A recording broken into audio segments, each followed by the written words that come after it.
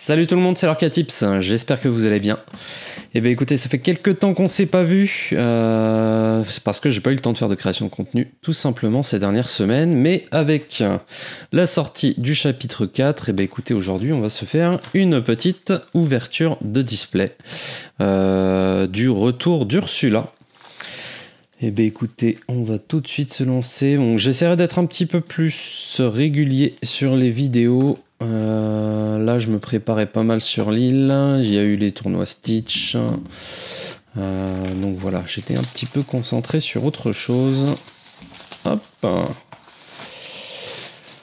Alors ça change pas, hein. On est toujours sur 24 boosters, 12 cartes par paquet. Bon, j'ai eu l'occasion de voir pas mal de cartes, même si je ne me suis pas attardé dessus. Du coup, au début, on va prendre le temps de regarder les cartes communes, peu communes, et puis à partir de la moitié de la display, on ira un peu plus vite. Hop. Allez, ça va là-bas. On va juste vérifier qu'il y ait bien le compte. 1, 2, 3, 4, 5, 6, 7, 8. Ça m'a l'air d'être bon. 1, 2, 3, 4, 6, 7, 8. Et 1, 2, 3, 4, 5, 6, 7, 8. Je vois que les illustrations sont mélangées. Mais c'est pas plus mal. On a donc de la Ursula, Sisu et Ariel. Et bah allez, c'est parti.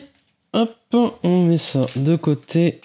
Et puis on espère avoir un ratio de légendaire plutôt correct, au moins 4. Et puis une petite enchantée, pourquoi pas, hein. On ne dira pas non.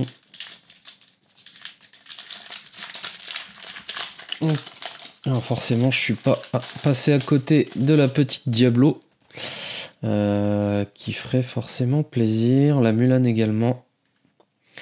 Et on est parti avec donc un Pascal. Lorsque vous jouez ce personnage, regardez les 3 premières cartes de votre pioche, remettez-les sur le dessus de votre pioche dans l'ordre de votre choix. Ok, 3 pour 3. Ursula, qui est Mélomane 4, 1-4. C'est plutôt correct au niveau des stats. Sphère de vitalité. Pour 1, on bannit cet objet. Choisissez un personnage qui gagne charge et plus 2 pour le reste de ce tour. Pourquoi pas, ça peut surprendre. C'est pas mal. Un deuxième objet, Rose Lanterne. Pour 2, on l'incline. Choisissez un personnage et déplacez un de ses jetons dommages sur un personnage adverse de votre choix. Ok. En premier lieu, la crique cachée. Pour 1, une 1-6. Et les personnages sur ce lieu gagnent plus 1 de force et plus 1 de résistance. Ok. Pourquoi pas. Bon, c'est un peu faible en résistance du coup, mais bon. On voit un Mickey Mouse. Lorsque vous jouez ce personnage, choisissez un personnage qui gagne offensif plus 2 pour le reste de ce tour. Lorsqu'il défie, ce personnage gagne plus 2. Ouais. Ok. Pour 2, une 1-3. Pégase. Alors celle-ci, je l'ai vue. Pour moi, c'est une des très bonnes peu communes qu'on a dans le set. Qui s'altère, qui a insaisissable et qui est une 3-3 pour 2. Et en plus, si vous jouez ce personnage en utilisant sa capacité altère, vos personnages gagnent insaisissable jusqu'au début de votre prochain tour.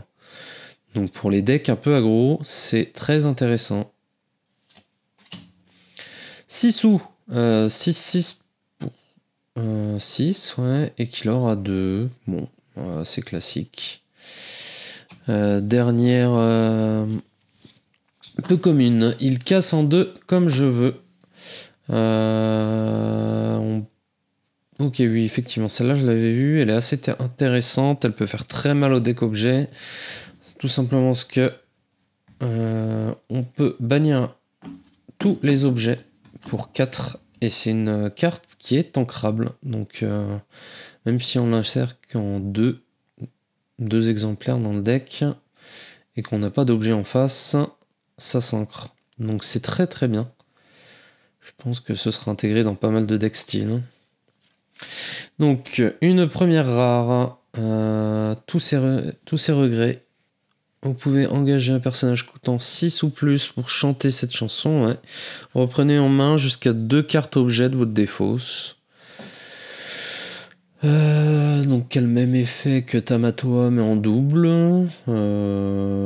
J'imagine que ce sera peut-être joué pour aller récupérer les sous-fétiches.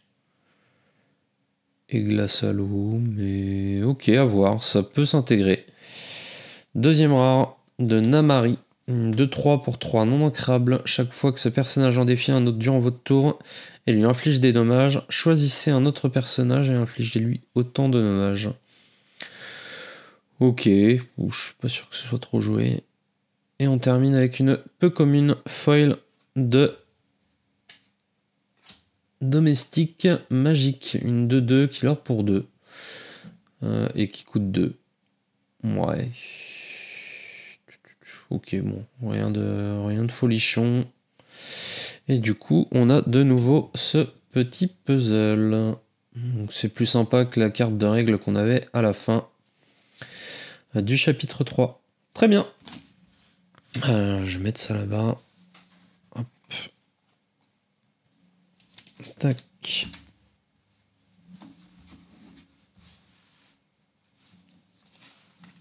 Allez. On enchaîne.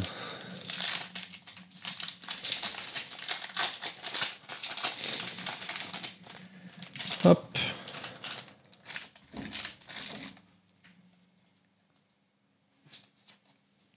Et du coup, une partie du puzzle que je retiens de suite. Alors, Olaf, une commune pour 1, une 1-2 qui a soutien. Ok. Mirabelle Madrigal avec également soutien. Bagarre. Choisissez un personnage avec 2 de force ou moins et bannissez-le. Ok. Oh, ça peut aller toucher pas mal de créatures. Donc bon, ça coûte 3 quand même, mais c'est ancrable. À voir. Pauvres âmes en perdition. Choisissez un, donc c'est une chanson pour 2 ancrables. Choisissez un personnage, un objet ou un lieu coûtant 2 ou moins et renvoyez-le dans la main de son propriétaire. C'est pour faire un peu de tempo. Il y a moyen que ça s'intègre sur des decks émeraude améthyste. On avait déjà une carte qui coûtait 1 qui faisait un petit peu le même effet. Pourquoi pas? Pourquoi pas? Pégase, très bonne commune. Une 1-1 pour 1 insaisissable. Et donc qui va avec la peu commune qu'on a vue juste avant. Donc ça c'est très bien. Yao, pour 4 ancrables. Une 2-5 qui est offensif plus 2. Donc ça nous fait potentiellement une 4-5. Pour 4, bon, c'est pas folichon. Mickey Mouse pour 4 ancrables qui a soutien, une 2-5. Et lorsque vous jouez ce personnage, choisissez un personnage qui gagne soutien pour le reste de ce tour. Ouais, bon. Ok. Flotsam. Lorsque ce personnage est banni via un défi, renvoyez-le dans votre main. Personnage Jetsam gagne lorsque ce personnage est banni via un défi. Ok, oui, donc ça va toujours dans le principe des Jetsam Flotsam où les deux se marient bien. Et là, on est donc sur une 3 non ancrable en 4-2 et qui leur a un. La bête, ce personnage entre en jeu avec 4 jetons dommages. Pour 3, c'est une 2-6 avec qui leur a 2. Donc ça ira très bien sur les decks rouge-jaune avec réponse qui peut soigner. Intéressant. Je pense que ce sera bien intégré dans ces decks-là. Kriki. Très très bonne carte verte. Donc rare, première rare. Lorsque vous jouez ce personnage, vos autres personnages gagnent plus 3 pour le reste de ce tour. C'est très très puissant, même si c'est pas forcément ce que le deck Emerald cherche à faire. Je pense que du coup ça peut vraiment faire flipper les adversaires en face. C'est quand même très fort. Hein.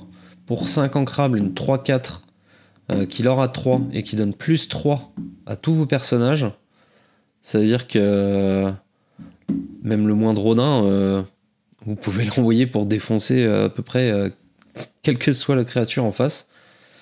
Je trouve ça très très bien. À voir si ça s'intègre correctement dans les decks ou pas, mais j'ai pas trop de doutes là-dessus. Peter Pan. Une 3 non ancrables qui a charge et insaisissable. Et vos autres personnages avec insaisissable gagnent charge. Donc ça fait l'effet inverse du Peter Pan qu'on avait pour 4 non ancrables, je crois, si je dis pas de bêtises, qui a été un petit peu joué sur les decks Ruby Améthyste et qui donnait du coup insaisissable aux personnages qui avaient charge. Donc là, ouais, bon, je pense que ça peut s'intégrer, c'est assez sympa. Ça reste une non ancrable, mais bon, à 3, c'est plutôt pas mal. C'est emmerdant à aller chercher. Bon, ça leur qu'un pour le coup, hein, au lieu de 2. Mais ouais, j'essaie de faire quelque chose avec. Et on termine avec un lieu. Thèbes. Alors, hop, je vais mettre ça là.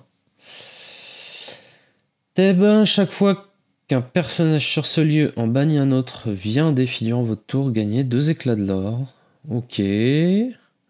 Ça coûte 1 pour mettre dessus. Ça coûte 2, c'est ancrable et ça a 7 points de vie. Alors, ça ne l'or pas. Donc ça peut bloquer un peu. Mais en même temps, prendre 2 éclats de l'or, si on... Je suis en train de me dire, sur un deck style améthyste, avec les personnages à charge, je pense que ça peut bien se jouer.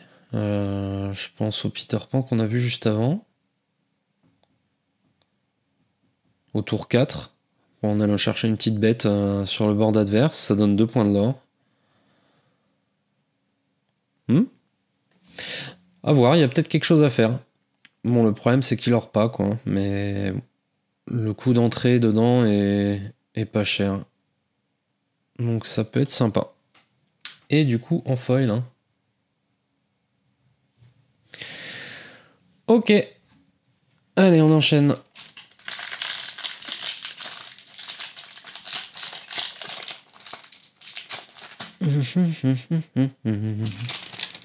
Hop.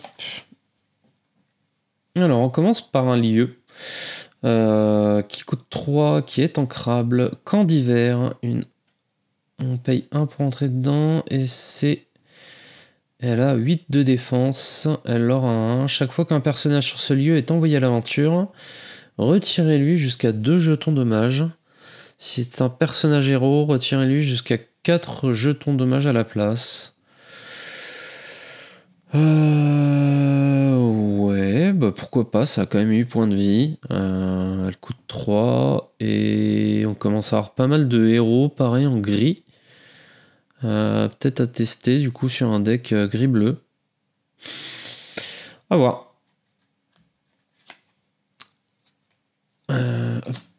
Alors, premier secours, retirez jusqu'à un jeton dommage de chacun de vos personnages. Ok.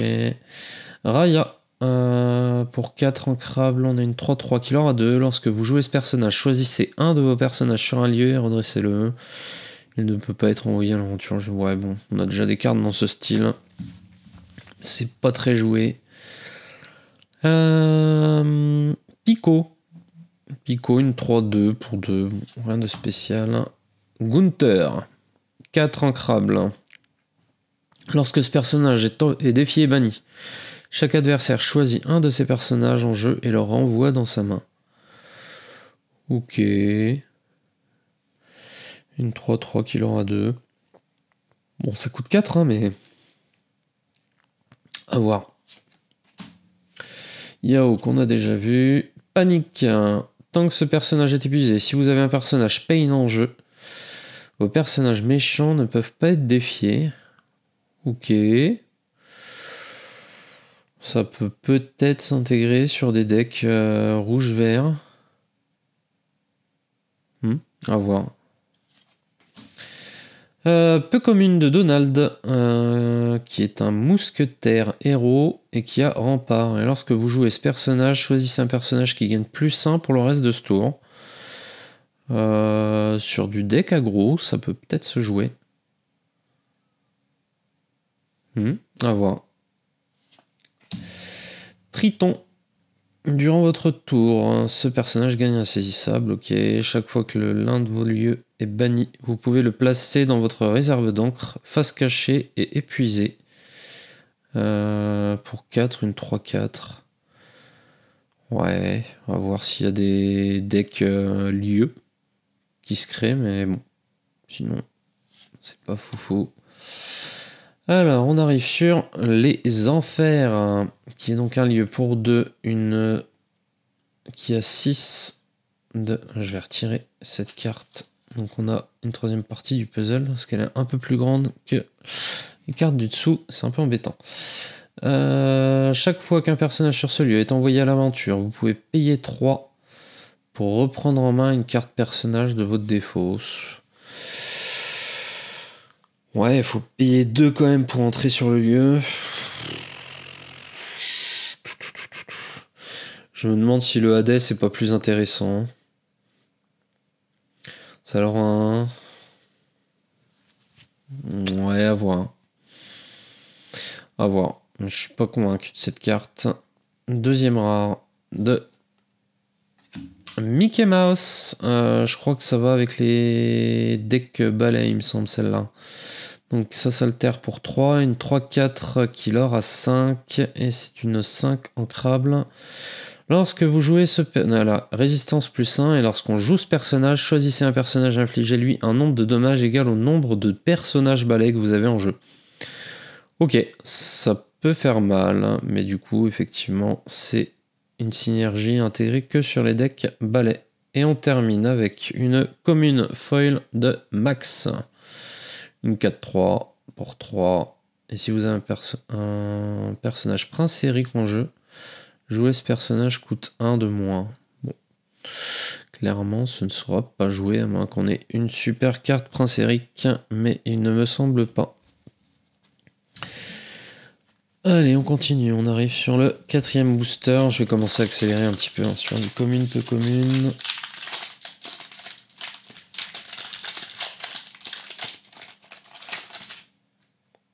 On retient la dernière carte.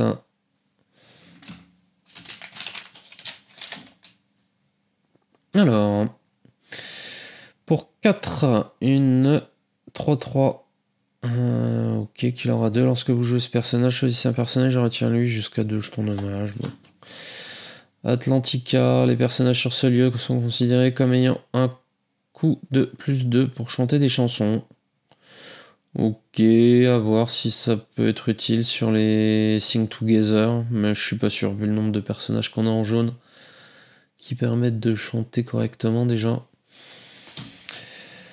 La planche, pour 3, un objet, pour 3 non ancrables. On paye 2 et on bannit l'objet. Choisissez un personnage héros et bannissez-le, ou choisissez un personnage méchant et redressez-le. Ouais, bon, c'est pas terrible. Jetsam, ok. Offensif +2, donc ça avec le Flotsam qu'on a vu tout à l'heure. Megara, pour 3 non ancrables, une 3-6 qui leur a 2. Lorsque vous jouez ce personnage, bannissez-le ou défaussez-vous d'une carte. Ouais. Bon, ça ira. Thèbes, qu'on a vu. Flotsam et Jetsam, qui est donc une Floodborn. Et il y a le nouveau principe d'alter. On peut défausser 2 cartes du coup pour la jouer gratuitement sur une carte Flotsam ou Jetsam. Ok. Une 5-5 qui leur a 2. Je sais plus combien coûtent les Jetsam et Flotsam. Il faudrait un Jetsam ou un Flotsam qui coûte pas cher pour que ce soit intéressant. Bon, à surveiller. Tous avec moi. Et ben voilà, on a à l'unisson donc Sing Together. C'est une chanson qui coûte 10, qui est non ancrable. C'est très cher. On peut choisir jusqu'à 3 personnages et ou lieux et leur infliger 3 dommages chacun. Oh, après, ça peut chanter assez rapidement, hein. On a pas mal de gros personnages qui permettent de chanter en grille. Sur un deck style song, ça peut s'intégrer peut-être. À voir. On arrive sur la troisième peu commune, médaillon lesté. Donc pour 2 ancrables, on l'engage et on paye 2. Choisissez un personnage qui gagne plus 2 pour le reste de ce tour. Chaque fois qu'il défie un autre personnage durant ce tour, vous pouvez piocher une carte. C'est pas mal. Il y a moyen que ce soit joué, ça. C'est plutôt sympa comme objet. On arrive sur la première rare, qui sera donc une très rare. Avec Ariel, une très bonne carte en bleu, qui a hors d'atteinte, une 3-4 qui l'aura 3. Et tant que vous avez plus d'objets en jeu que chaque adversaire, ce personnage gagne plus 2. Donc potentiellement une 3-4 qui l'aura 5, qui est hors d'atteinte. Donc ça peut complètement remplacer nos très chères belles, qui l'aura 5 lorsqu'on a 10 encres. Sur les decks objets avec le sous-fétiche, je pense que c'est très intéressant du coup.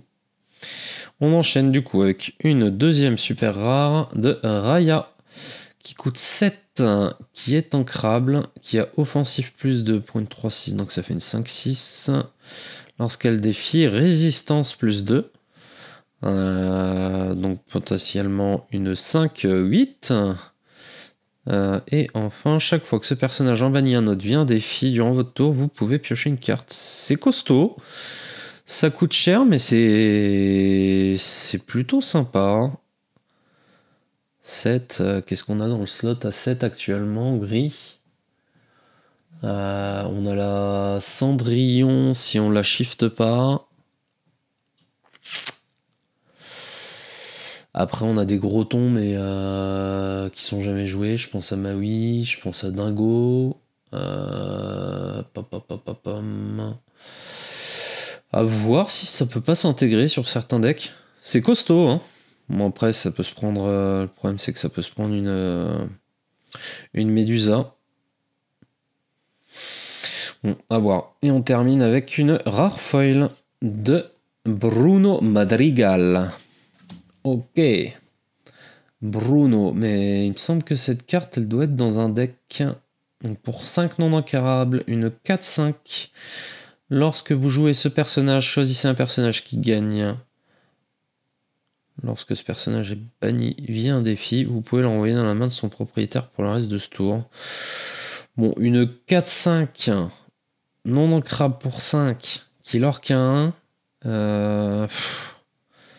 Malgré la capacité, je suis pas certain qu'elle soit jouée. Hein.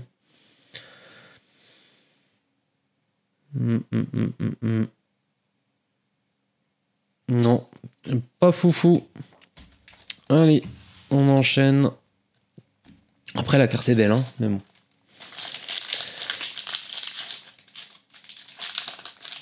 Allez, ce serait bien une petite légendaire qui tomberait là. Hop, on retire ça tout de suite. Et ben, c'est la dernière partie du puzzle. Je vous le montrerai peut-être à la fin si j'y pense. Alors, Fali, pour 1, une 1-3. Ok, quel rang 1 pour 4, la Daisy. Lorsque vous jouez ce personnage, chaque adversaire choisit une carte de sa main et la défausse. Ok, donc ça peut rentrer sur un deck défausse vert-jaune, de ce que j'ai vu un peu. Il y a pas mal de decks vert-jaune défausse qui se créent en ce moment. Tong 4 non ancrable, une 3-6 avec combattant. Bon, c'est pas foufou. Balai magique. Donc pour les decks balai pour 3, une 2-4 qui leur a 1. C'est pas terrible non plus.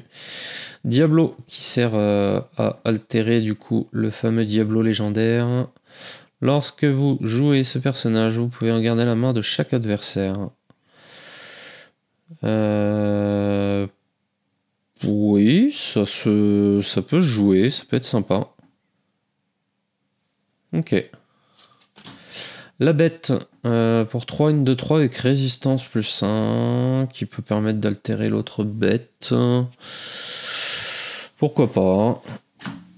Megara pour 5 ancrable, une 4-4 hors d'atteinte qui l'aura 2. C'est correct au niveau des stats. Chaque fois que vous jouez un personnage Hercule, vous pouvez redresser ce personnage. Ok, il me semble avoir vu des Hercules, à voir s'ils sont intéressants. Je crois qu'il y en a un qui est plus intéressant que le rare qui était dans le chapitre 2. Qui était une 6-3, qui pouvait s'alter. Et qui avait résistance plus 2. Il me semble qu'elle a également résistance, la nouvelle. On verra ça tout à l'heure si on tombe dessus. J'ai perdu le nord. Une chanson donc pour 4. Tous les personnages adverses subissent moins 2 de force jusqu'au début de votre prochain tour. On est sur approximativement la même capacité que... comment elle s'appelle la légendaire jaune déjà? Kida. Sauf que Kida fait moins 3. Ok. À voir. Polochon qui a soutien pour 3, une 2-2 qui l'aura 2. C'est un peu faiblard en stat. Hein. Si vous avez un personnage Ariel en jeu, jouer ce personnage coûte 1 de moins. Ouais. Non, je suis pas convaincu. On a ensuite la chandelle du miracle, qui est donc la première rare. Bannissez cet objet si vous avez 3 personnages en plus, ou plus, pardon, en jeu. Gagnez 2 éclats de l'or et choisissez un lieu et retirez-lui jusqu'à 2 jetons dommages. J'ai 3 personnages ou plus en jeu, gagnez 2 éclats de l'or. Oh, ça fait... ouais, je suis pas certain du truc. Même en fin de game. Je me trompe peut-être, hein, mais je suis pas... non. Ça me botte moyen. Une rose mystique. Bannissez cet objet. Choisissez un personnage la bête qui gagne plus 2 pour le reste de ce tour. Si vous avez un personnage bel en jeu, choisissez un personnage et déplacez jusqu'à 3 de ses jetons dommages sur un personnage adverse de votre choix. Ouais. C'est un personnage déplacé. Ok, à voir. Bon, faut le bannir quoi, c'est dommage que ce soit pas un engagement. Et on termine avec une super rare foil. Très bien, de Bruno Madrigal. Un autre Bruno Madrigal. Pour 4 ancrables, une 3-3 insaisissable. Donc il orque un 1. Quand on l'engage, on nomme une carte, puis on révèle la première carte de notre pioche. S'il s'agit de la carte nommée, ajoutez-la à votre main et gagnez 3 éclats de l'or. Sinon, remettez-la sur le dessus de votre pioche. Alors avec le... c'est avec le chapeau, je crois, du chapitre 3 que ça peut se jouer. Je pense en utilisation dans un deck balai. Ça peut être assez intéressant. En plus, c'est insaisissable, donc c'est compliqué d'aller la chercher. Si on tombe, ouais, si on nomme un Magic Broom et qu'on tombe tous les tours dessus, ça peut être sympa. Après, sur d'autres decks, j'ai du mal à le voir.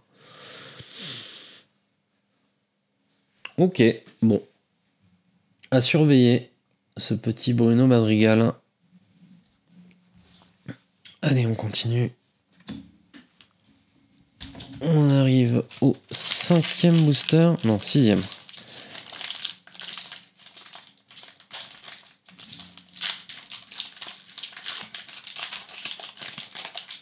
Toujours pas de légendaire. Hop.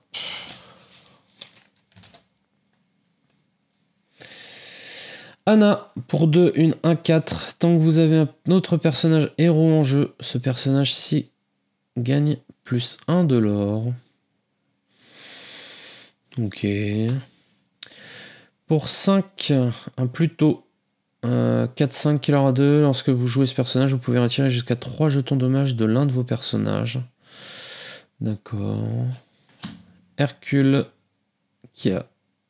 ouais, bon, c'est un Rafiki en rouge qui a charge, qui coûte 3, qui est non ancrable.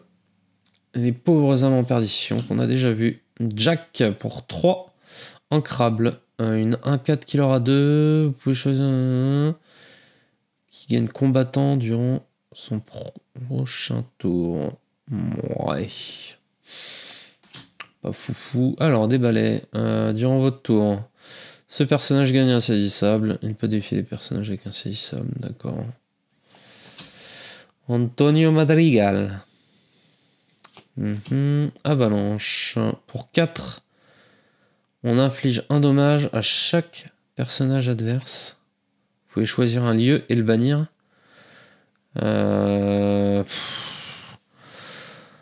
À part sur des decks un peu aggro, en émeraude notamment, je pense, avec les ondins. Ou si les lilos sont réutilisés. Vous pouvez choisir un lieu et le bannir. Ok. Après, si en améthyste, on a les Pinocchio qui sont 1-1, qui leur a 3, on a les maléfiques aussi.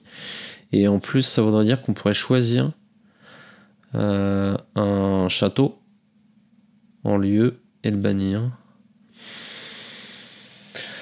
Ouais, ça peut fonctionner, mais vraiment que sur certains decks, quoi. Donc je suis pas sûr que ce soit joué. La vie d'un pirate. Donc c'est une chanson à l'unisson. Chaque adversaire perd 2 éclats de l'or et vous gagnez 2 éclats de l'or. Ça peut peut-être être joué sur du deck. Je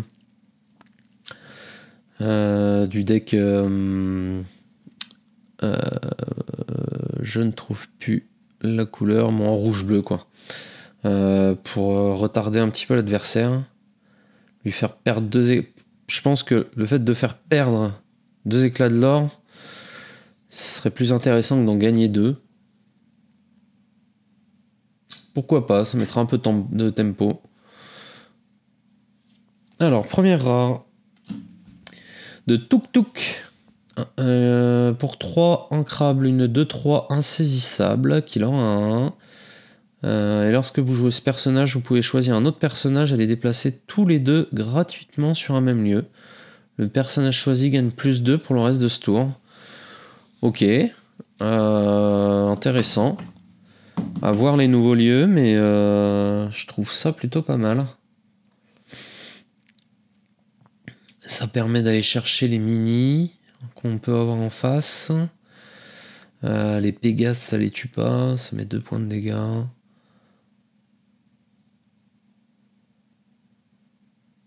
Ok. Si, ça peut être intéressant. Ensuite, on a une deuxième rare de Prince Philippe pour 3 ancrables, une 1-3 qui leur a 2, qui a soutien. Et chaque fois que l'un de vos personnages est choisi par la capacité soutien, il gagne résistance plus 1. Ok. La capacité est sympa. Après, c'est une 1-3. C'est un peu faiblard en stats. Ça leur a 2. À voir, je suis pas convaincu. Mais à voir. Et on termine avec une commune foil de Xianpo. Qui est une 4-7 avec rempart. Ok, les stats sont pas dégueulasses. À voir. À suivre. Allez. Continue. Pour l'instant, on n'a pas eu beaucoup de doubles sur les communes et peu communes. Donc, on n'avance pas très vite. Mais ça va commencer à se décanter un peu, je pense. Allez. Glaner pour 1, qui est une action. Choisissez un objet et bannissez-le. Son propriétaire gagne 2 éclats de l'or. Ouais. Le fait de donner 2 éclats de l'or, ça fait mal quand même. Hein. Big Ben pour 4 ancrables. Une 3-3 qui leur a 1. Chaque fois que ce personnage est envoyé à l'aventure, vous pouvez choisir un personnage qui subit moins de d'attaque jusqu'au début de votre prochain tour. Li Cheng, balai magique 1-2 pour 1. Chaque fois que vous jouez un autre personnage, vous pouvez bannir ce personnage-ci pour piocher une carte. Ok. C'est un peu le même effet que les amis de Tchernabog, quoi. Sauf que c'est une 1-2. au lieu d'être une 2-1. Alors, pour 2, un objet non ancrable. Lorsque vous jouez cet objet, piochez une carte, d'accord, et toutes les cartes de votre main sont considérées comme ayant... Ah oui, je l'avais vu cette carte. Alors, du coup, c'est-à-dire que toutes vos cartes non ancrables que vous avez en main, elles sont considérées comme étant ancrables. Je crois que c'est ça, si je me dis pas de bêtises. Je pense que ça peut être joué. Ça peut être sympathique et ça permettrait d'augmenter le taux de non ancrable dans les decks. Donc pourquoi pas. La sphère d'endurance. Lorsque vous jouez ce personnage, vous pouvez piocher cet objet, pardon. Vous pouvez piocher une carte. Et quand on le bannit, on choisit un de nos personnages qui gagne rempart. Donc ça va être joué dans les decks style... je vais y arriver. Non, je l'aurais pu. Bleu-gris, quoi. Et ça permettra de donner un rempart à un personnage pour aller protéger les Cogsworth, je pense. Pour 2, un objet contrasigné. Chaque fois qu'un adversaire joue une chanson, vous pouvez piocher une carte. Ah, c'est plutôt sympa. J'aime beaucoup cet objet. Après, en vert, sur ce slot, on a beaucoup de cartes à jouer quand même. Quels que soient les decks. Entre les Ursula, les petites cartes qui permettent de faire défausser quand on joue un Floodborn. Je l'ai plus. C'est pas grave. Donc à voir si ça peut s'intégrer, mais j'aime beaucoup la carte. Julieta Madrigal. Lorsque vous jouez ce personnage, vous pouvez choisir un personnage et lui retirer jusqu'à 2 jetons dommages. Si vous en avez retiré au moins un de cette façon, vous pouvez piocher une carte. Et bah, c'est une mini-réponse qui va être jouée, hein, qui est très sympathique. Le grand dragon de pierre. Alors oui, celui-là, je crois que je l'ai vu, qui est donc un objet pour 3, et on peut aller rechercher un personnage. De notre défaut, c'est le placer dans notre réserve d'encre, face cachée épuisée. Donc ça, je trouve ça vraiment très intéressant. Ça permettrait limite de se passer des plumes. Alors oui et non, parce que les plumes permettent d'accélérer. Dès le tour 3. Ouais, si, franchement, c'est intéressant. J'aime beaucoup cet objet. On arrive sur un premier lieu. Pour 4, une 2-4, une 2-7. Enfin, quand je dis 2, du coup, c'est le coup pour entrer dedans, pour attacher un personnage, et 7 de résistance. Tant que vous avez au moins un personnage épuisé sur ce lieu, les personnages adverses subissent -1 de l'or. C'est très cher, hein. 4 pour la poser, 2 pour attacher, donc 6 en tout. Je suis pas sûr qu'en plus Vert cherche à diminuer la rapidité de l'or des adversaires, parce qu'on cherche justement à l'orer rapidement en général. Ouais, je suis pas sûr que ce soit joué. Bébé Noy. Pour 4, une 4-4. Chaque fois que vous jouez une action, ce personnage ne subit aucun dommage lors des défis pour le reste de ce tour. Ok, on a pas mal de chansons. Ça peut peut-être se jouer. Au revoir. Balai magique pour terminer en foil. Allez. 8ème.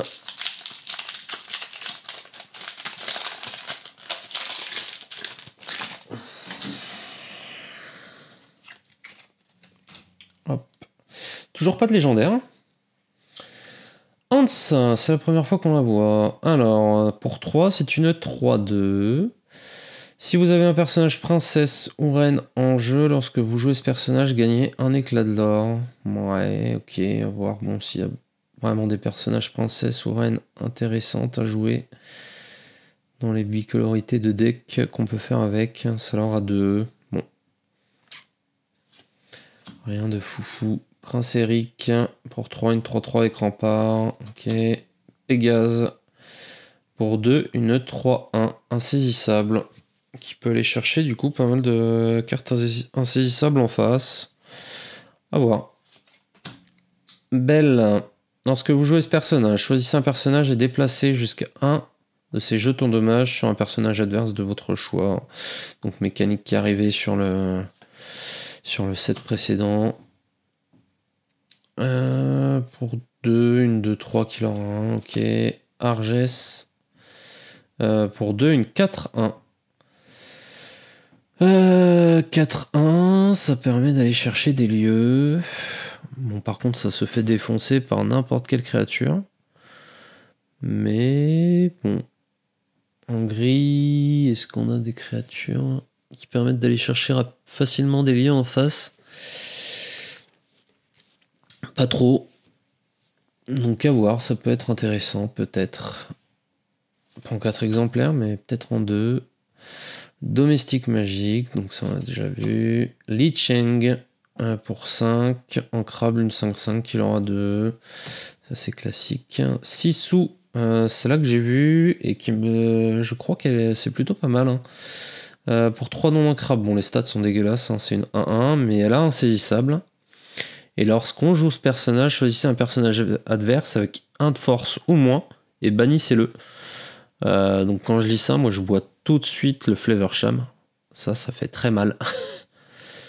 Virer un Flavorsham avec une petite 1-1 comme ça. Ça va chercher aussi tous les ondins. Toutes les cartes aggro en fait, hein, quasiment. Ça va chercher les Pinocs, les Maléfiques, les Lilos.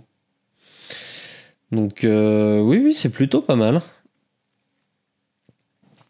Je pense que ce sera pas mal joué. Donc une première rare de Philoctète.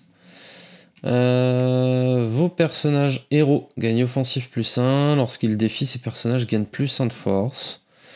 Donc pour 4, c'est une 2-3 qui aura 2. Et chaque fois que vous jouez un personnage héros, gagnez un éclat de l'or. C'est pas mal. Ça coûte cher pour les stats, mais en même temps, ça leur a 2. Et s'il y a pas mal de personnages héros à implémenter dans le deck, c'est une carte qui est très intéressante. Hein, parce que ça fait du lore à distance, en passif. Et offensif +1. Sur, je pense au Hercule, hein, qu'on gère des résistances +2. Donc résistance +3 sur une créature. C'est costaud. Ensuite, patin pour 2 non ancrables, une 2-3. Si ce personnage a 5 de force ou plus, lorsqu'il est envoyé à l'aventure, choisissez un personnage avec 2 de force ou moins et renvoyez-le dans la main de son propriétaire. Ouais, donc il faut des personnages avec soutien à côté. Je suis pas sûr que ce soit très intéressant. Et on termine avec une commune foil de Benja. Pour 4, une 5-3. Ok. J'ai l'impression que le foil, il se voit un petit peu mieux qu'avant encore. J'avais l'impression qu'ils avaient fait déjà des efforts sur le 7-3. Mais là, ouais, faudrait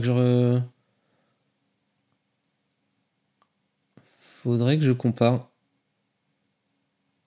Bon, en même temps, là, je suis avec le flash, mais même à l'œil nu, j'ai l'impression qu'il est un petit peu plus voyant. Le grain a peut-être changé un peu aussi. Bon, après, moi, j'aimais bien le foil très léger qu'il y avait déjà sur les chapitres précédents, mais bon, ça reste joli. Hein.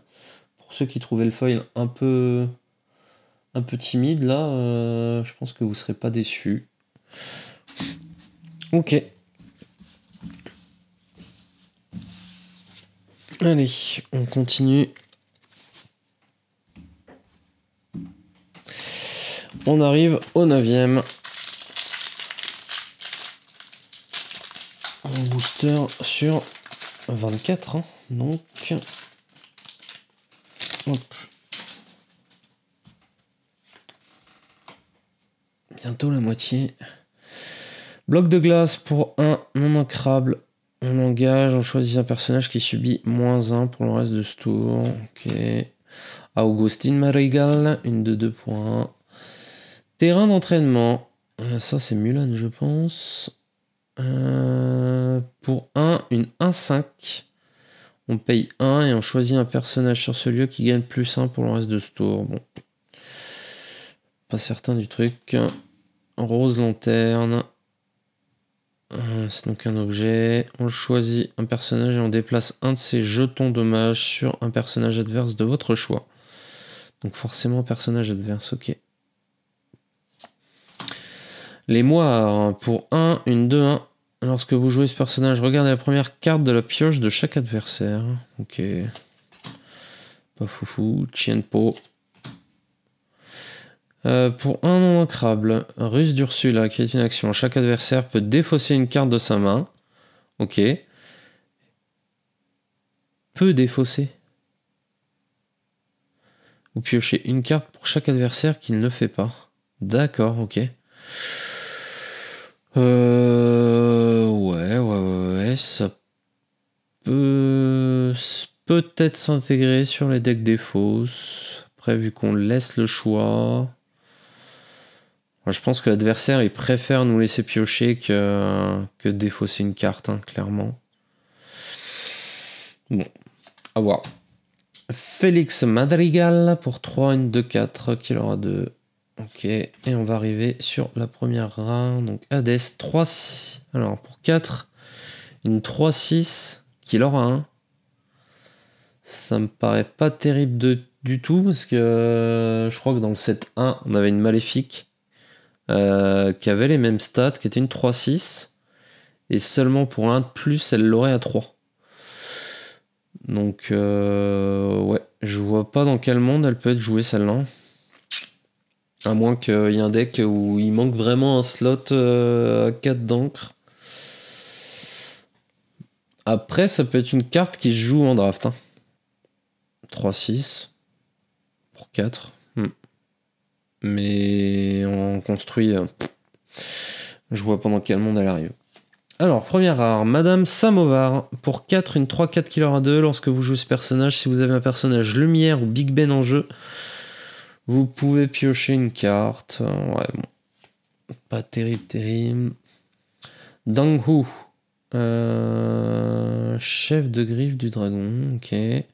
Pour 5 ancrables, une 3-5 qui aura 2. Vos autres personnages gagnent soutien. Ouais. Et on termine avec une commune foil de Yao. Hop. 10e booster. Bon, je pense qu'on va bientôt avoir fait le tour des communes. Peu communes, peut-être pas encore, mais communes, je pense qu'on n'est pas loin. On va commencer à avoir pas mal de doubles. Pascal. On l'a déjà vu. Je vais retirer la dernière carte. Hop. Mirabel Madrigal, qu'on a déjà vu. La sphère de vitalité. Oui, on l'a déjà vu aussi. Passe à l'action. Pour une action. Choisissez un personnage qui gagne charge pour le reste de ce tour. Ok. Pour 2 ancrables. C'est une action. Et ça donne insaisissable. Hors d'atteinte et insaisissable. Jusqu'au début de votre prochain tour. Ok. C'est sympa. Peut-être en fin de partie, ça peut aider. La sphère. Le trident de Triton. Pour 2, un objet. On bannit l'objet. Choisissez un personnage qui gagne +1 de force par carte dans votre main pour le reste de ce tour. Ouais. Malheureusement, faut le bannir. Sinon, ça aurait pu être joué. Pain. Pour 3, une 2-4 qui aura 2. Ok. Shifu. Pour 3, une 0-5. Et tant que ce personnage n'a aucun dommage sur lui, il gagne +2 Ok. Ouais, bon, clairement, il va se faire cibler très vite, mais Salor à 3. C'est correct. On enchaîne avec une belle en super rare. Donc très bien, c'est-à-dire qu'on aura encore une super rare sur le prochain slot au minimum. Alter 3. Lorsque vous jouez ce personnage, choisissez un personnage et déplacez jusqu'à 3 de ses jetons dommages sur un personnage adverse de votre choix. Ça leur a 2, 4, 4 pour 5. C'est pas dégueu au niveau des stats. Pourquoi pas? J'aime bien. Ah, première légendaire. On est 158. On va arriver sur du rouge, je pense. Ça peut être Mulan, peut-être? Ah, bleu. Bleu, c'est Triton. Pour 9, donc c'est très cher. Une 7-9. Bon, ça a des sacrés stats, mais ça reste très cher. Ça s'altère pour 6. Les personnages adverses subissent moins 1 d'attaque pour chaque lieu que vous avez en jeu. Ça me paraît très cher. Hein. En plus, il faut que ce soit un deck qui tourne quand même pas mal autour des lieux. Je suis pas du tout certain de cette carte. Elle est belle, mais non, ça me paraît trop cher. Pour 9, faut qu'il y ait encore des lieux, ou même pour 6, hein. Faut qu'il y ait des lieux en jeu. Oh, je viens de perdre ma caméra qui revient. Ok. Et on termine avec une rare foil de Dingo. Très bien ça. Dingo en 2-4 qui a charge. Et chaque fois que ce personnage en défie un autre, on gagne 2 éclats de l'or. Donc ça, je pense que c'est une carte qui va s'intégrer dans beaucoup de decks rouges. En tout cas, j'aime beaucoup. Et je vais jouer avec, ça c'est sûr. Donc, pour l'instant, on a une légendaire. Hein. Je vais la sortir d'ailleurs du paquet. Hop. Allez. On va essayer d'aller un peu plus vite. Sinon, je vais vous faire une vidéo de 50 minutes.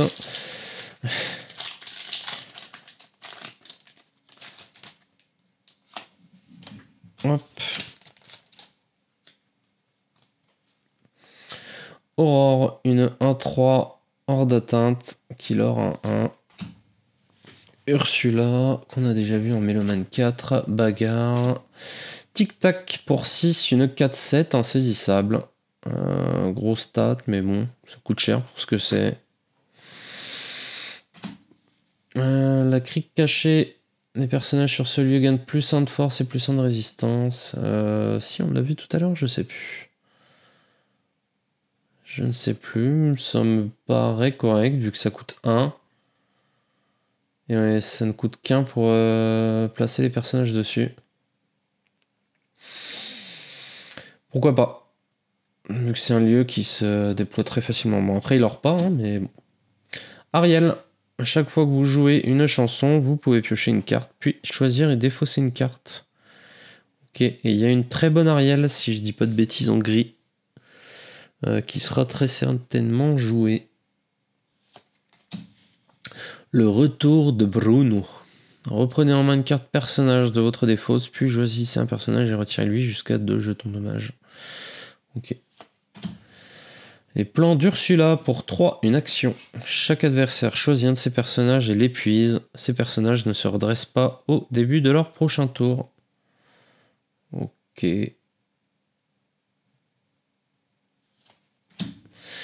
Cannes pour 2, une 3-2. Ariel Rare en jaune qui est Méloman 7 qui servira du coup très probablement à des Sing Together.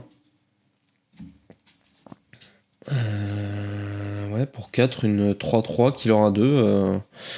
Ça reste des stats assez honorables vu la capacité qu'il y a derrière. Donc ça, j'ai pas trop de doute qu'elle sera jouée. On a le canard boiteux pour 2. un lieu qui a 9 de résistance, donc c'est très bien.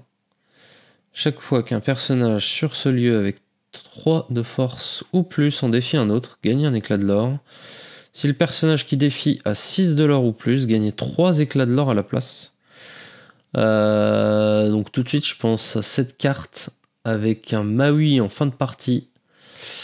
Ça peut faire très très mal. Et puis c'est simplement défier, hein. C'est pas banni un personnage. Donc ouais, ça peut très fortement se jouer, je pense. Très probablement. Et on termine avec une peu commune foil de Hades, qu'on a vu tout à l'heure. Ok. Allez, je crois qu'on arrive du coup à la moitié pile poil de la display.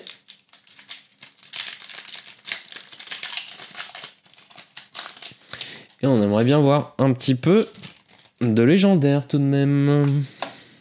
C'est pas foufou pour le moment. Touk touk.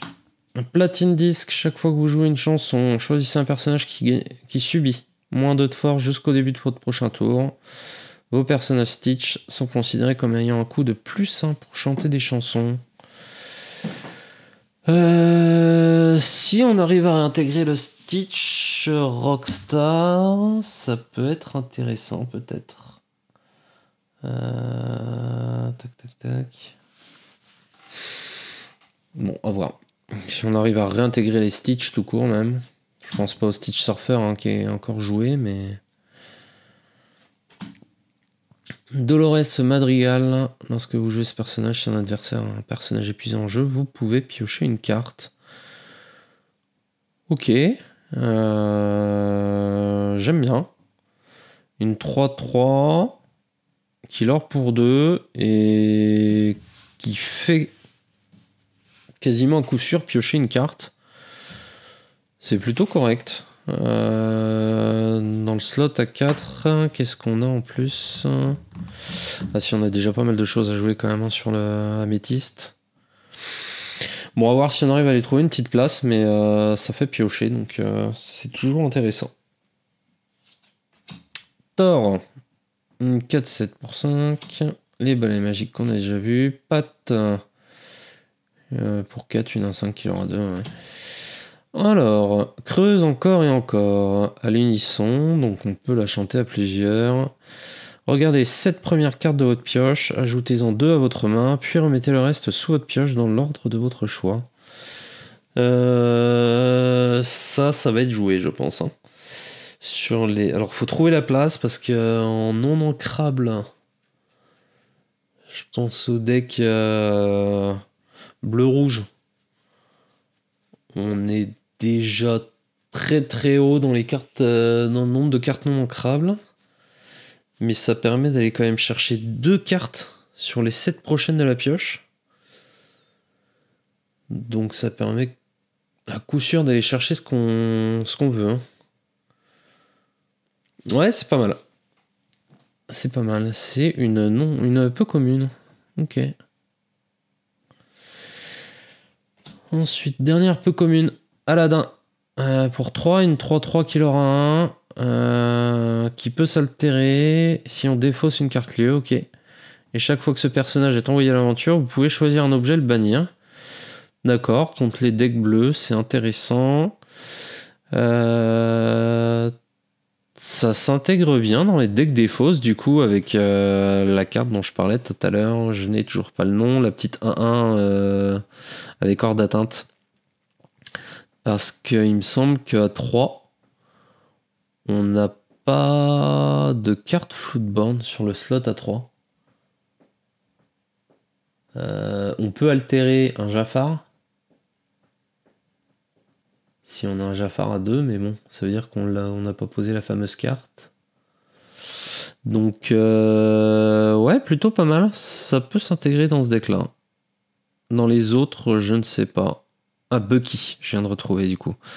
Bucky. Donc, ça veut dire Bucky, on le pose tour 2, pose 3, on commence à faire défausser l'adversaire. C'est plutôt pas mal. Hein. Et il y aura, si du coup, il y a le fameux Diablo qui coûte 3 également, mais qui est non ancrable Et qui permet de, du coup, si on a Bucky sur le terrain, au tour 2, au tour 3, on pose le Diablo et ça fait des fossés aussi. Donc on aura 2 cartes Floodborn qui vont permettre de faire des fossés sur ce slot. Très bien. Première rare de Hera avec hors d'atteinte, une 1-3 qui leur a 2. Vos personnages Zeus gagnent hors d'atteinte. Bon, pour le moment, il n'y a pas trop de personnages Zeus sympas. Vos personnages Hercule gagnent insaisissable. Seuls les personnages. Ok. Sur un vert gris, avec les Floodborn Hercule, ça peut être sympa. À voir. Ensuite, on arrive sur un Gaston 3. Non manquable. Je l'avais vu celui-là, il est très intéressant. Le prochain personnage que vous jouez durant ce tour coûte 2 de moins. Donc ça peut permettre de faire des petites dingueries. C'est très très sympa. Et on termine avec une commune foil de Hans qu'on a déjà vu tout à l'heure. Ok. Bon, on reste à une carte légendaire et pour l'instant c'est pas ce que je cherche, hein. Clairement.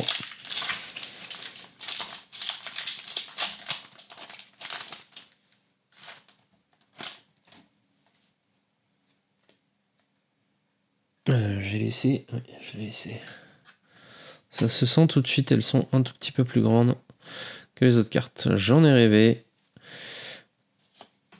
Premier secours, Fazou, une 0-4 pour 2. Ce personnage ne peut pas défier. On engage, on choisit un personnage Mulan et là on le redresse. Il ne peut pas être en. Ouais, bon. Clairement, ce sera pas joué, à moins qu'il y ait. Si, il y a une bonne carte Mulan, mais.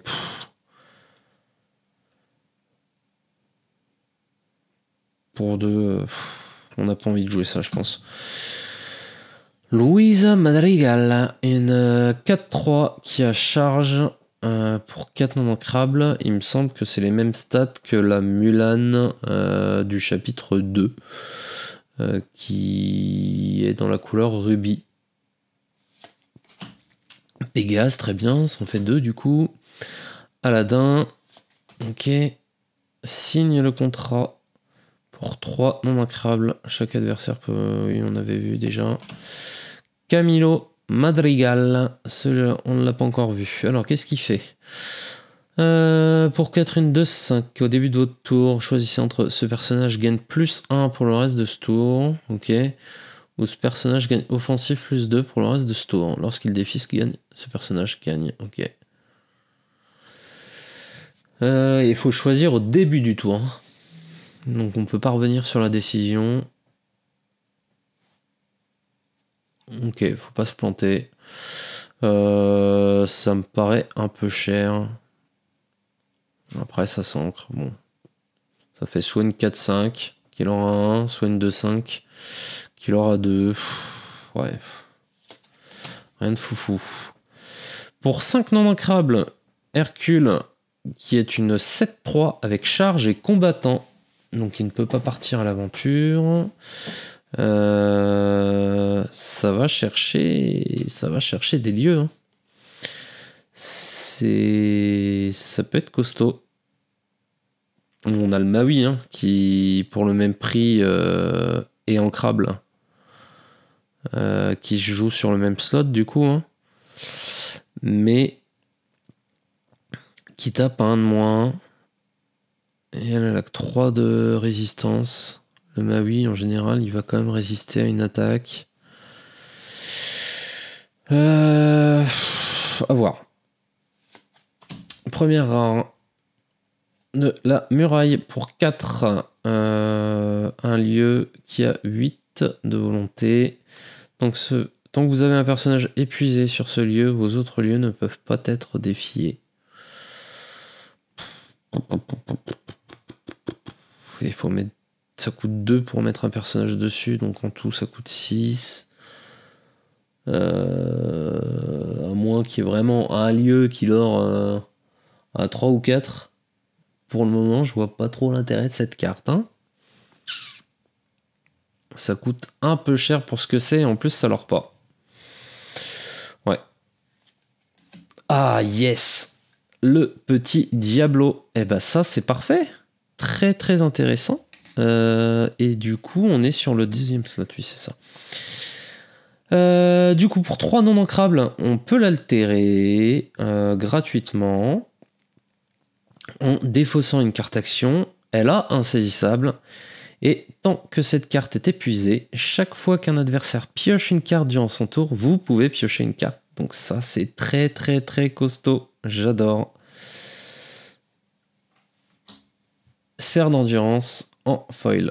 Hop. Ah, et ben voilà. Ça déjà, ça fait plaisir. Rien que pour ça, ça valait le coup d'ouvrir. Allez, on continue. Tac. L'Olaf qu'on a déjà vu, Max, Mulan, pour 1, une 2, 3, qui arrive avec 2 jetons dommage, et donc elle va bien synergiser, soit avec réponse, soit avec du coup la petite...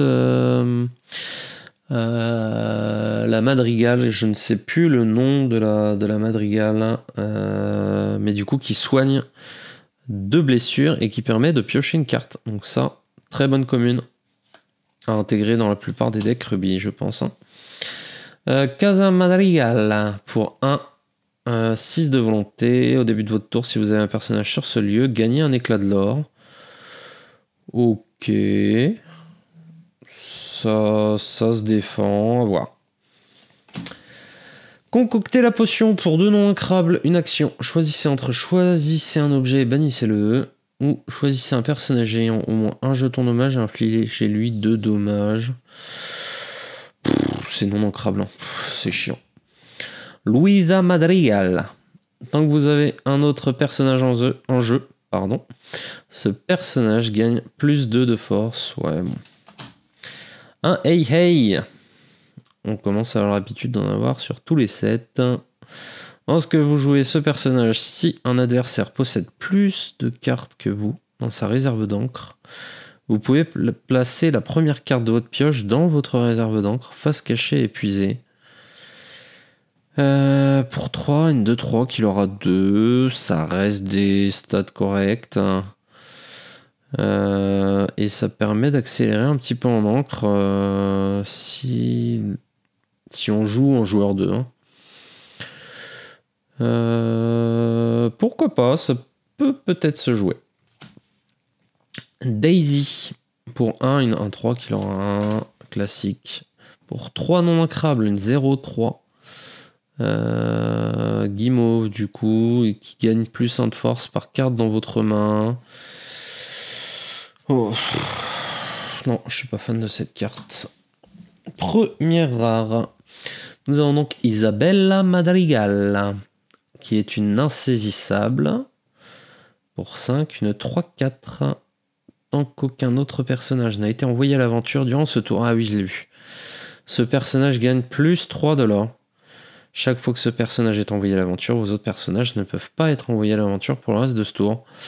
J'aime beaucoup.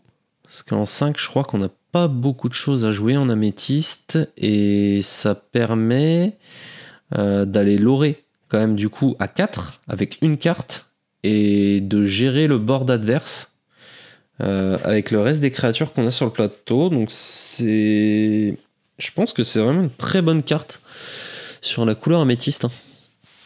Parce que clairement, nos mimes renards, nos mimes serpents et tout, on veut pas forcément aller lorer avec. Ils nous servent à gérer le board adverse. Donc une carte comme ça, c'est peut-être un peu ce qui manquait. Hein. Très très bien. J'aime beaucoup Isabella. Deuxième rare. Lumière, qui est donc un chandelier. C'est la Belle et la Bête, hein, il me semble. Pour 2, une 2-2, et qui donne plus 1 de force à tous les autres personnages. Pourquoi pas, je pense que ça se joue bien. Et du coup, on l'a vu tout à l'heure, l'invocateur d'encre caché. Très bien. Allez, il reste 8 boosters.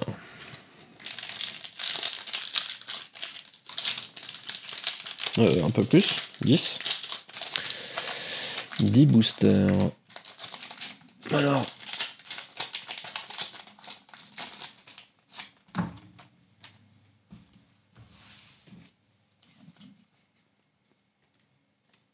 Tac.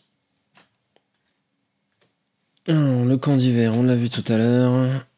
Un nouveau Stitch pour 2, une de 3. Ok. Raya. Je sais plus si on l'a vu. Lorsque vous jouez ce personnage, choisissez un de vos personnages sur un lieu et redressez-le. Ah oui. Ok. Jetsam. Gus. Shianpo. Plaque de vision pour 3 un objet. Au début de votre tour, si un personnage adverse a au moins un jeton dommage, gagnez un éclat de l'or. Ouais, bon.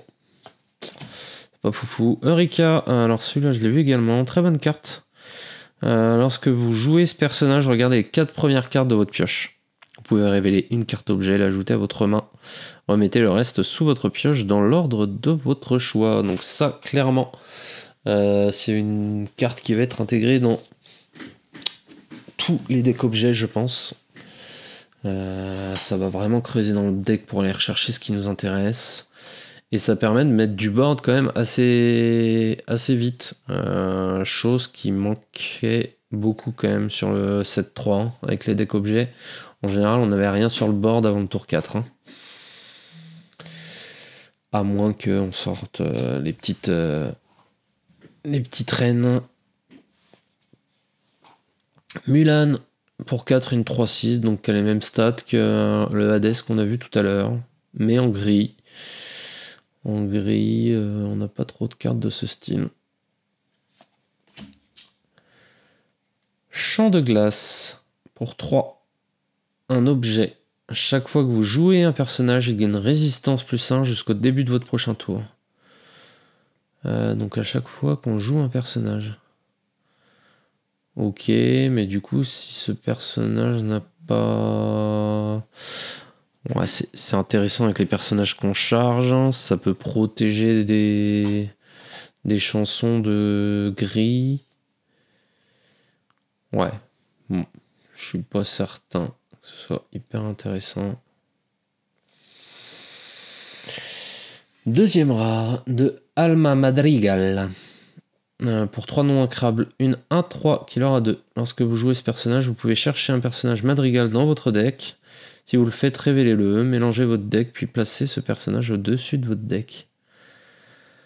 Donc c'est la première carte qui permet d'aller chercher une carte en particulier dans le deck. Ça peut être intéressant. Ça peut être intéressant. On a quand même vu quelques personnages Madrigal qui étaient assez sympas. Donc bon, à voir. Peut-être sur un jaune-violet, ça peut le faire. Et on termine avec une commune foil du Prince Eric. Ok. Bon. Allez, encore 2 légendaires, ça serait pas mal quand même. J'espère qu'on aura un minimum de quota. En dessous de 4 légendaires, ça fait quand même mal hein, par rapport au prix d'une display.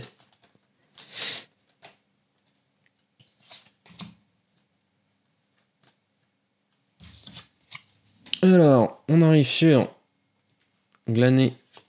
On a déjà vu plutôt Hercule, Pico, Megara, Shianpo, Nessus pour 6 ancrables, une 7-5 qui leur a 2. C'est costaud, ça leur a 2, c'est chiant à aller chercher. Ça a les mêmes stats qu'une maléfique dragon. Ça coûte 3 de moins. Bon, ça va pas détruire un personnage ciblé, mais... Bon, en même temps, le rouge, c'est pas ce qu'il cherche à faire. De l'aurer. Comme ça. Bon. À voir. Parce que ça fait mal. Ça fait mal au lieu. C'est casse-pied à aller chercher. Donc, pourquoi pas. Bon, par contre, ça a 5 points de vie. Hein, donc, quand sur 20 Zeus, ça le bouffe direct. Bon. Iduna pour 3, pour 4, une 3-3. Lorsque ce personnage est banni, vous pouvez le placer dans votre réserve d'encre, face cachée et épuisée. Ouais. Arc impérial, qui est donc un objet pour 2 ancrable. On l'engage et on paye 1. Choisissez un personnage héros qui gagne offensif plus 2 et insaisissable pour le reste de ce tour. Ok. Ça me fait penser au... Je crois qu'on a un Li Cheng sur le chapitre 2. Alors qui donne peut-être pas offensif plus 2, mais qui donne insaisissable aux autres personnages. Jusqu'à la fin du tour. Donc qui n'est pas joué du tout, hein, pour le coup. Ça, je sais pas trop quoi en penser. On va voir. Les muses. Alors celle-là, il me semble que je l'avais vue. Je crois que c'est pas mal. Pour 4, une 2-4. Bon, les stats sont pas ouf pour le prix, mais elle a hors d'atteinte. Et surtout, chaque fois que vous jouez une chanson, vous pouvez choisir un personnage avec 2 de force ou moins et le renvoyer dans la main de son propriétaire. Donc c'est très très fort. Très très bien comme carte. Ensuite, une super rare de Anna, qui est une 2-4 qui l'or pour 2. Chaque fois que ce personnage est envoyé à l'aventure, vos autres personnages héros gagnent plus 1 de l'or pour le reste de ce tour. Ouais, faut voir les autres personnages héros sur la couleur qu'il y a joué. Et on termine avec un balai en foil. Très bien. Allez, il nous reste 8 boosters. Je vais essayer d'accélérer un peu pour que ça dure pas 1 heure.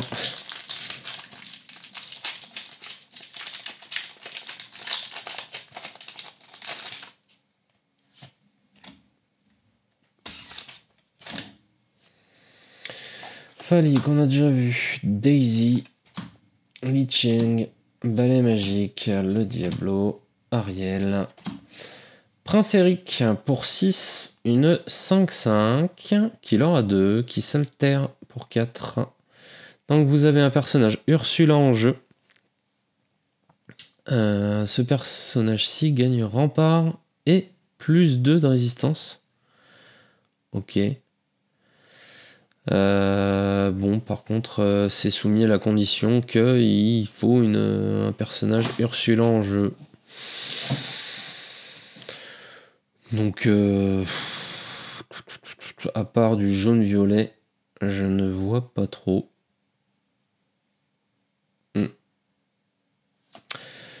Deuxième peu commune, avec un Flotsam pour 3 non ancrables. On l'a vu tout à l'heure, je crois, celle-ci. Mulan pour 2, une 1-3. Chaque fois que vous jouez une action, ce personnage gagne plus de force pour le reste de ce tour. Ok. Première rare de Raja. Pour 4 ancrables, une 3-4 qui leur a 2. Et tant que vous n'avez aucune carte en main, ce personnage ne peut pas être défié par des personnages coûtant 4 ou moins. Ouais.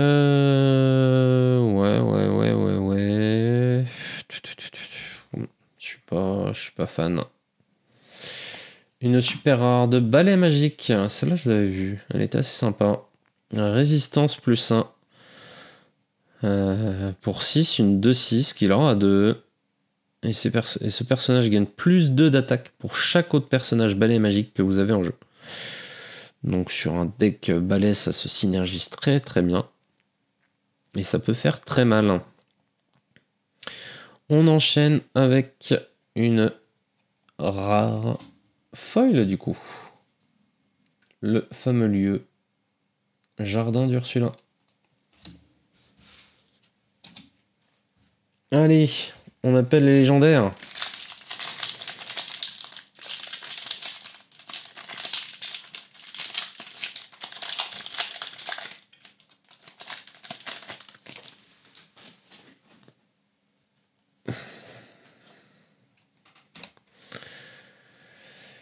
J'en ai rêvé. On a déjà vu. Big Ben, Tong, Tic Tac, Gunther, Louisa Madrigal, Olaf, qui est un floatboard. Ok, et on peut défausser une carte objet pour le jouer gratuitement sur un autre personnage Olaf. Chaque fois que vous envoyez ce personnage à l'aventure, ajoutez sa force à la force de vos autres personnages pour le reste de ce tour. D'accord, donc ça donne plus 1 à tout le board. Bon, on va voir s'il y a des decks qui permettent d'avoir beaucoup de boards. C'est pas trop le principe de l'Arcana en ce moment, mais bon.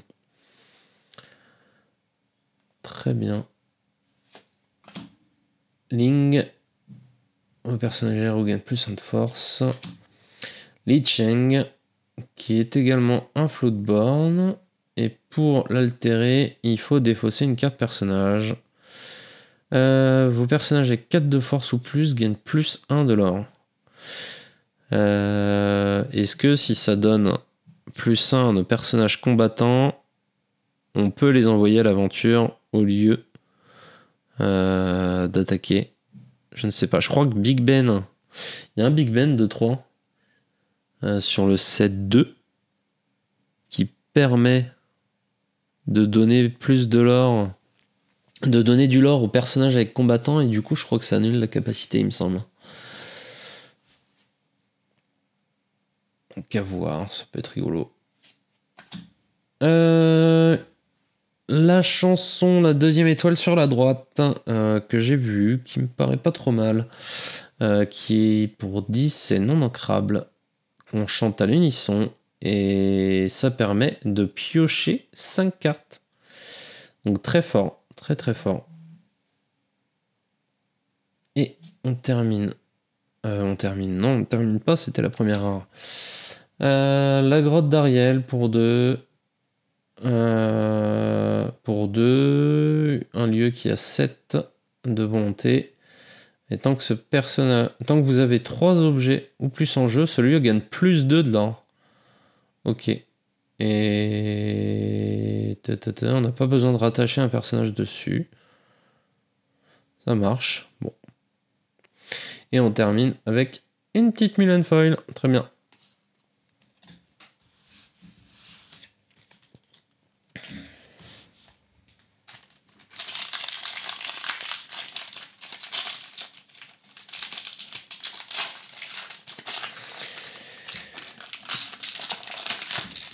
Alors. Hop. Hans, Augustine, la planche qu'on a déjà vu, les balais magiques, mémoire, Ariel, panique, Mickey Mouse, Sissou, on arrive sur la première rare. Un roi incontesté. Vous pouvez, ça c'est très bien. Pour 4, c'est non ancrable, mais ça se chante. Et chaque adversaire choisit un de ses personnages et le bannit.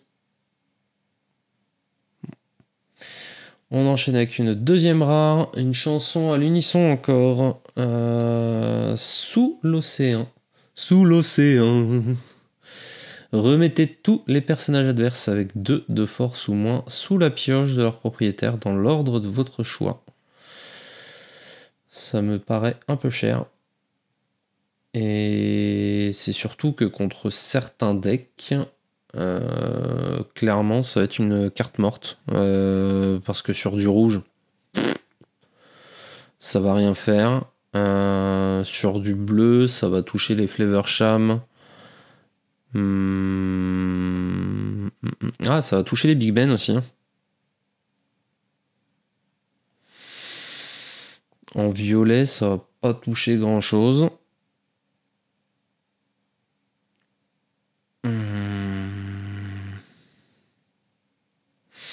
Ouais, bon, à voir, mais je suis pas très emballé par cette carte. On termine avec un balai. Mais on a combien de balais Magic Foil?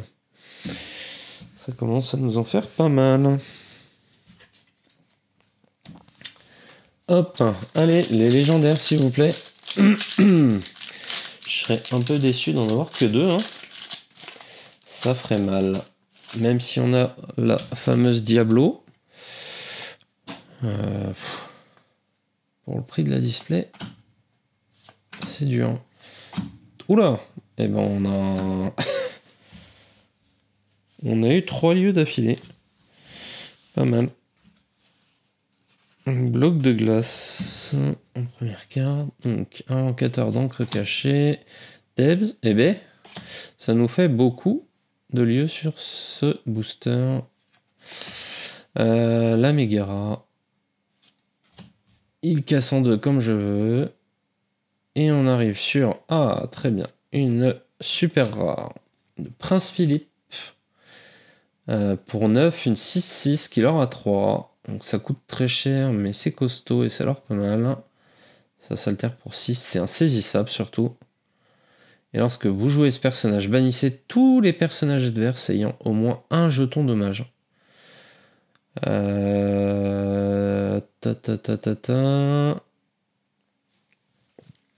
réfléchis, est-ce qu'on a des Princes Philippe en vert qui coûtent moins cher?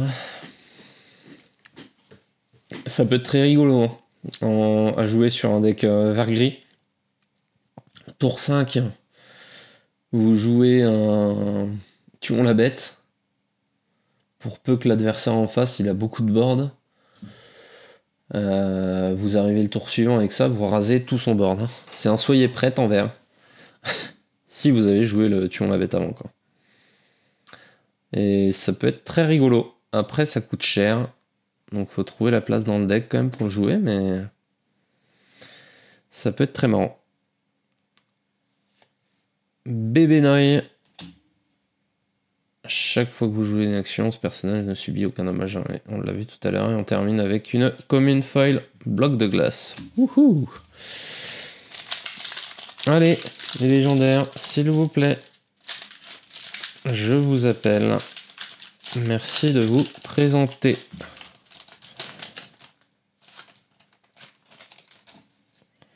Si seulement ça fonctionnait comme ça, on appellerait des enchantés aussi. Tant que vous avez un autre personnage héros en jeu, donc ça on l'a déjà vu. Le Max, Pégase, Belle, Thor, Yao, Donald, la bête, très bien, Hades. Et on arrive avec la première rare. Donc pour 4, une non ancrable. Une 3-4 qui aura 2. Chaque fois que vous jouez un personnage avec rempart, redressez ce personnage si il ne peut pas être envoyé à l'aventure le reste de ce tour. Ah mais si, je crois qu'on l'a déjà vu.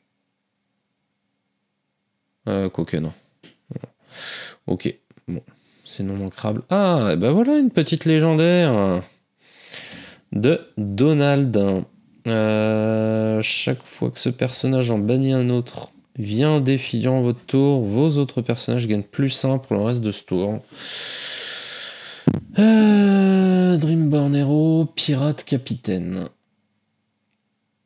Ok. Je suis pas emballé. Je ne suis pas emballé. Et on arrive sur une super rare foil de Zeus. Pour 3 ancrables, une 0,5. Mais chaque fois que ce personnage en défie un autre, choisissez un personnage et ajoutez sa force à celle de ce personnage-ci. Chaque fois que ce personnage en défie un autre, ça peut être très costaud.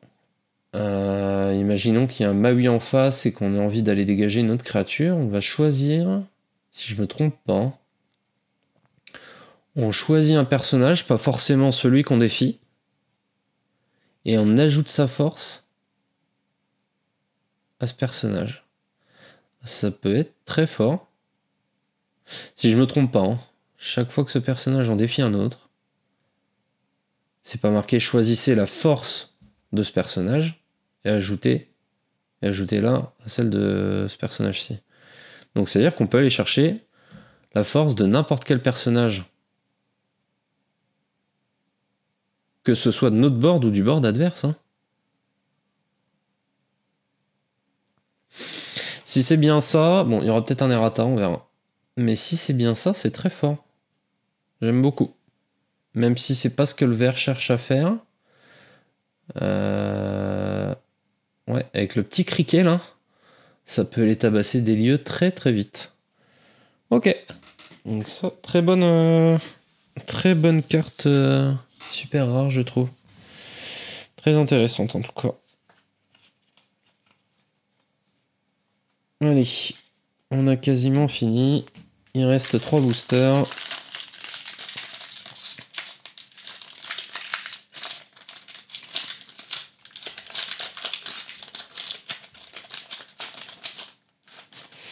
Et une dernière légendaire, ça serait pas mal quand même. Hein. On aimerait beaucoup. Aurore, Prince Eric, Fazou. Si c'était le 04, passer l'action, on a déjà vu. Esquive, on l'a déjà vu aussi. Le décret de Triton. Pour un non ancrable, chaque adversaire choisit l'un de ses personnages et lui inflige 2 dommages. Chaque adversaire. Ok. Ah, mais c'est lui qui choisit pour infliger 2 dommages. Ça fait le même effet qu'un allumer les mèches. Sauf que là, c'est l'adversaire qui choisit. Je vois pas l'intérêt de cette carte. En plus, ouais, c'est une action également qui est non ancrable. Encore, ça aurait été ancrable, j'aurais pu comprendre. Mais là, ça prend clairement le slot de allumer les mèches. Et c'est pas nous qui choisissons qui on va cibler. Donc, non, je vois pas l'intérêt d'avoir créé cette carte. À moins qu'il y ait un errata qui arrive et... Ouais, mais même. Je préfère largement un allumer les mèches. Hein. Pour 2, une Ursula. Donc qui permettrait de shifter la grosse Ursula légendaire. Offensif plus 2. C'est correct. Le Pégase, très bien. Aladdin. Première rare, le fou. Durant un tour, si un personnage adverse a été banni via un défi, vous pouvez jouer ce personnage gratuitement. Pour 3. Bon, le prix pour 3, une 2-3 qui leur a 1, c'est pourri, mais si un personnage adverse a été banni via un défi, vous pouvez jouer ce personnage gratuitement. Ça me paraît très fort, ça. C'est très sympathique. Ça veut dire que tour 2, si votre personnage bannit un autre personnage, ça vous permet de remettre gratuitement une 2-3 sur le board. Sachant qu'en plus, c'est une carte qui coûte 3, ça permet d'aller chanter au tour 3 directement avec. C'est pas mal du tout. Hein. J'aime beaucoup, moi. Ok. Clairement, jouer une carte gratuitement de sa main, non, c'est très fort. Eh bah, je vais essayer de l'intégrer. Hein. Je vais essayer de l'intégrer à un deck. Je pense qu'elle trouvera facilement sa place. Ensuite, une Elsa. Pour 3 non ancrables, une 1-4 qui leur a 1. On l'engage. Choisissez un personnage qui gagne offensif plus 2 et charge pour le reste de ce tour. Lorsqu'il défie, ce personnage gagne plus 2. Ouais. Bah, ça me paraît très bon aussi. Alors, c'est non ancrable. Mais donner offensif plus 2 et charge pour aller taper des lieux, par exemple, encore une fois. Mettez ça sur une Madame Mime. Bon, Madame Mime a déjà charge, mais du coup, qu'est-ce qu'il y a comme personnage? Je pense qu'il y a beaucoup de personnages qui... En commune et peu commune.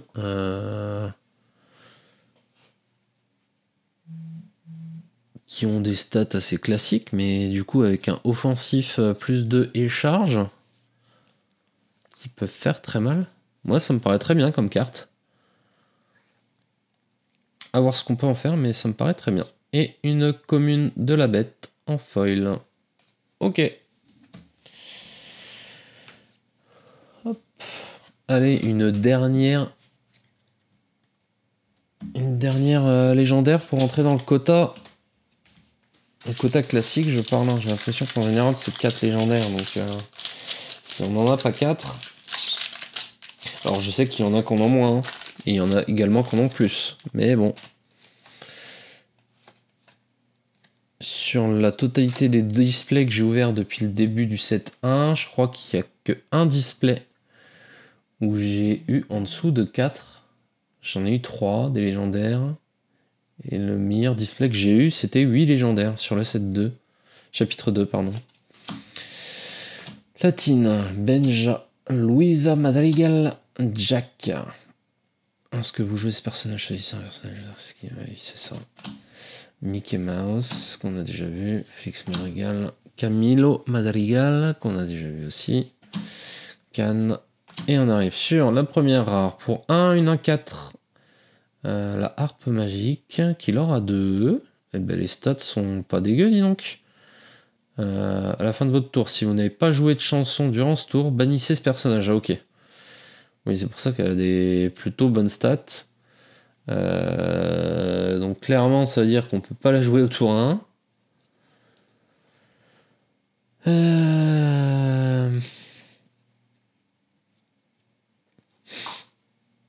Sur un deck chanson, logiquement, elle résiste une paire de tours. Hein. Bon, faut réussir à mettre... si on veut la jouer tôt, ça veut dire qu'il faut jouer une Cendrillon tour 1. Tour 2, on chante avec. Du coup, elle reste sur le terrain. Tour 3, on peut l'orer avec. Il faut continuer de chanter.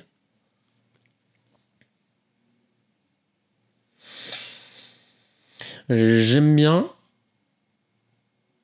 À voir si ça se tient dans un deck. Hein. Mais à part un style song, ouais. Faut vraiment chanter tous les tours. Hein. Bon, à voir, à surveiller. J'aime bien la carte en tout cas. Alors, on arrive sur une super rare. 5 non ancrables. Une 1-5 qui lore à 2. Qui est rempart. Et lorsque vous jouez ce personnage, choisissez un personnage adverse avec 5 de force ou plus et bannissez-le. Ok. Dreamborn, héros, mousquetaire. Faut voir s'il y a un truc avec les mousquetaires qui pourrait être intéressant. Ça va chercher quelques créatures, notamment rouges. Pourquoi pas. Ou alors faut donner de la force en plus au personnage adverse avec la reine par exemple en jaune. À voir si ça peut jouer. Malheureusement c'est non manquable. Et on arrive donc sur une rare foil de Philotête. Très bien. Celle-là, ça me va parfaitement. Allez, dernière chance pour avoir une légendaire dans cette display.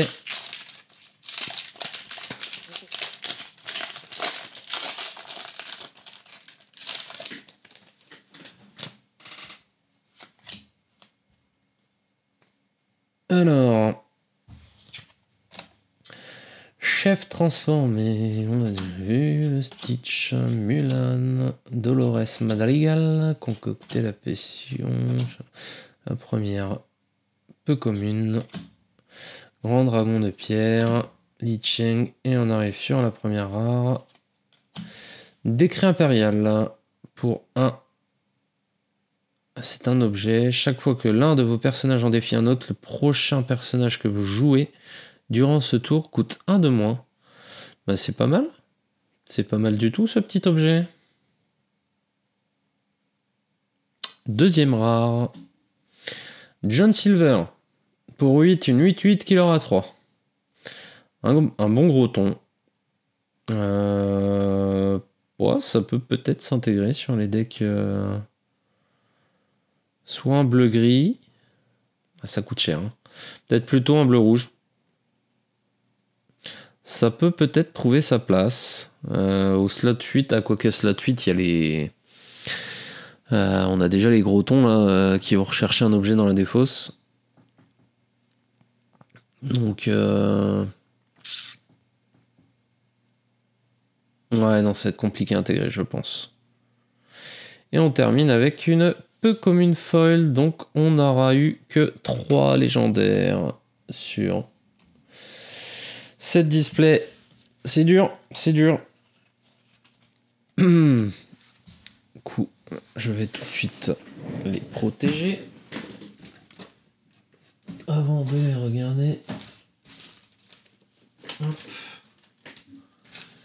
On va les protéger avec des Perfect Inner Sleeve. Hop.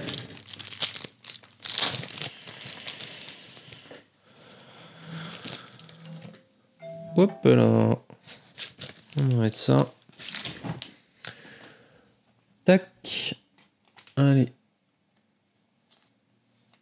C'est parti.